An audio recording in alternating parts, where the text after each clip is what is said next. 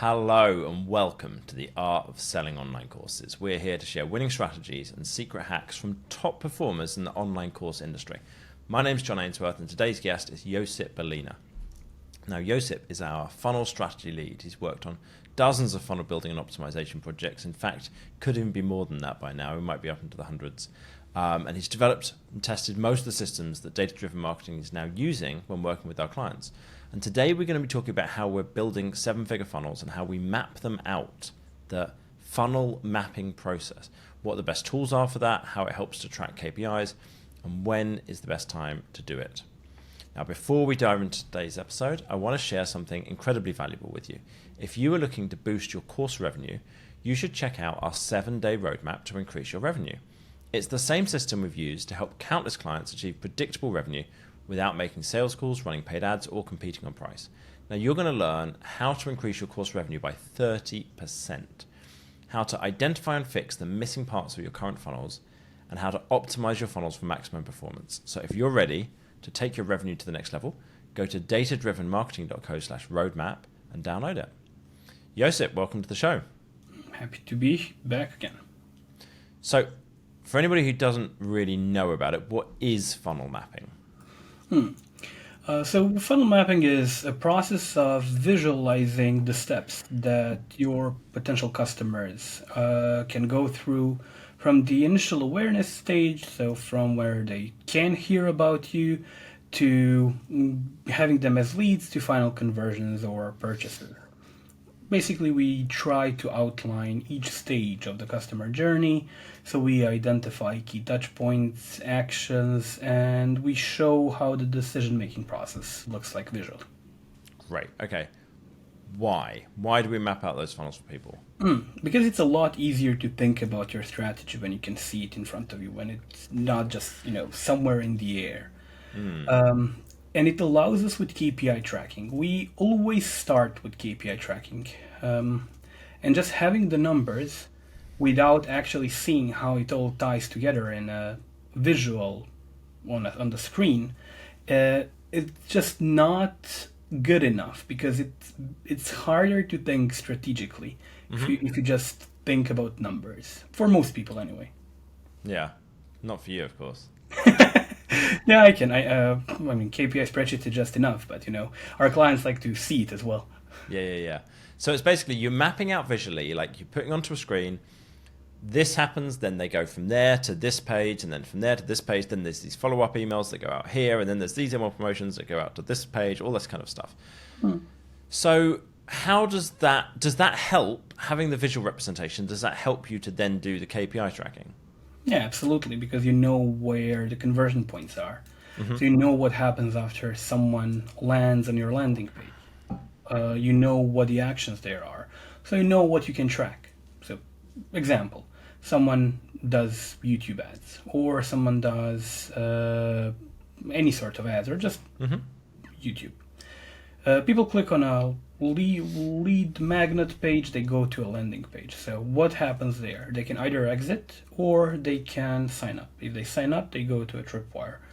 If they see the tripwire, they can go to the checkout. Knowing that and showing that visually, especially if you have the benchmarks, can allow you to then understand where to focus on. Because you'll visually see, okay, cool, my benchmarks are not up to standard in, for example, click-through from a sales page to the checkout. At that point, you can start working on that. It's just easier to strategize what to do next. Gotcha. Okay, cool. So if you map it out visually, then you can be like, right, that's one conversion point, so that's a column in the spreadsheet, and then you can kind of see what's actually happening. Okay, so what's the best tool for mapping out a funnel, and why is that the best tool? We're using Funnelytics, but if you're using Miro, for example, or even Google Drawings, I think it's all fine. We like Funnelytics because it allows us to paste the URL of a certain page, and it then creates a snippet of it. So you can visually see how your funnel actually looks, which is a cool thing to have. So yeah, we like that. So how do we actually do it? What's the process that we go through when we are mapping the funnel out? So the first thing is that we start from the middle of it, or the landing page. And then we figure out how can people get to someone's website, whether it's social media, whether it's paid media, referrals, podcasts, and we map all of that out. Then we figure out what all of the lead magnets are, and we point arrows to them. So, what lead magnets are accessible via YouTube? What lead magnets are accessible via Facebook? Organic traffic, what happens there? What happens with organic traffic on blogs and blog pages? Are there lead magnets there? We map all of that out. Then we click and sign up to every single one of them to see where it's going to lead us. Is there a tripwire? Are we going to get an email? We also map out emails, by the way, so it's not just the way funnel on the website looks, it's also the email automations. What's automated, what's not automated.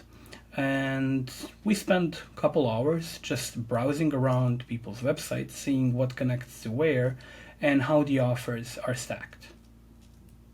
We then put all of that in a visual representation in mostly every time we do it in Funnelytics. One of the things that I find fascinating with doing this, one of the reasons why I recommend people to map out their funnels, is because a bunch of times you find that things that you thought went to one place don't go there anymore. You know, some link got changed and just a bunch of stuff's broken. How often do you see that? More or less every time we do an audit, we find broken links. We find something that the client thought would work but actually doesn't. So yeah, it's a good practice to maybe check that every month or so, just to make sure that nothing gets broken. And it's easy to misdirect or just break links. It's funny. I hired somebody recently to do an audit of my personal brand, and so they're going through the website and clicking all the links, and it turns out some of them are broken. So what's happened is we've got links on our website through to a Forbes article that I wrote, or that quotes me, or a podcast that I'd done for niche pursuits, what have you. And some of those other sites have changed their links. And so it wasn't that we changed the links, they changed the links, but we were linking to the old page. And so it just goes to a 404 if you go there. I was just like, man, that's like, it's so easy for that kind of thing to happen. So easy. Yeah, and it's important to have a process. I mean, we preach that, we don't really have one ourselves. But yeah, you should definitely have it. We are going to have it from now on. Yeah. So when in the process do we actually do this funnel mapping? When does this happen that we do this for a client? Yeah, we like to do that during our audit. An audit is our first step of having someone being interested in working with EDM and actually becoming our client after they've done all the strategy calls and everything. And when we want to figure out a strategy for the next 3 months, 6 months, 9 months, that's the time when we would do it. So early on in the process, because without it and without KPIs, we are blind. Yeah, that makes total sense. Okay, well, this was a very simple and straightforward episode then, because it sounds like the trick is you do it in Funnelytics by just going through the website, going through the emails, and just finding out where does everything lead to. Map it out visually. That allows you to then set up your KPIs afterwards if you need to. But it's not massively complicated. It's just that people don't do it because it's not part of their regular process, whatever. And if you don't want to use Funnelytics, then you use one of the other tools instead. That's totally fine. Yeah, most people don't have a funnel map, and when they get it, it changes their perspective of how their business looks and runs. So definitely recommend mapping out your funnels. Nice. Well, you heard that here. Go map out your funnel, get it all mapped out. Send us through a link to it afterwards. We'd love to see it. Just to know that you've done that, that'd be awesome. Thanks so much, as always, for listening. We really appreciate your time. Josip, thanks so much for coming on today. Of course. The last thing for you is that we have an incredible new service, something I'm so excited about this. I've been raving to everybody about it. I think it is going to be absolutely fantastic. One of the biggest things that we had, one of the issues that people have when they would work with us, is that the biggest, most important thing to do is actually send out your email promotions every month. And even when we were coaching people, sometimes they would get stuck on actually doing that. So we've developed a workshop. Josip's done nearly all the work on this. Developed a workshop where people actually write the emails live on the workshop. We've got a framework for our email sequence that we've boiled down. It took well over 100 hours to put this whole framework into something nice and simple and straightforward. And then you're taken through in each workshop 4 or 5 of the emails from the email sequence for the month. Help to figure out what's the topic going to be, what's the overall theme going to be, what's this email about, what's in paragraph 1. Then you write the first paragraph, then you write the second paragraph, and you do this live on the workshops. And in just a few hours, you've written your entire email sequence and are able to make sales to your list in your voice, because you actually wrote the emails yourself, without being salesy and spammy, providing lots of value.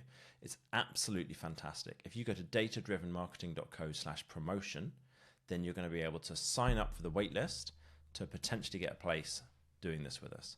Now, if you've got an email list of under about 1,000 people, I would say this is maybe too early for you. Go listen to our episodes about how to grow your email list. But if you've got an email list, anything over 1,000 people, then it's definitely worth you signing up for this. So go to datadrivenmarketing.co/promotion to learn more.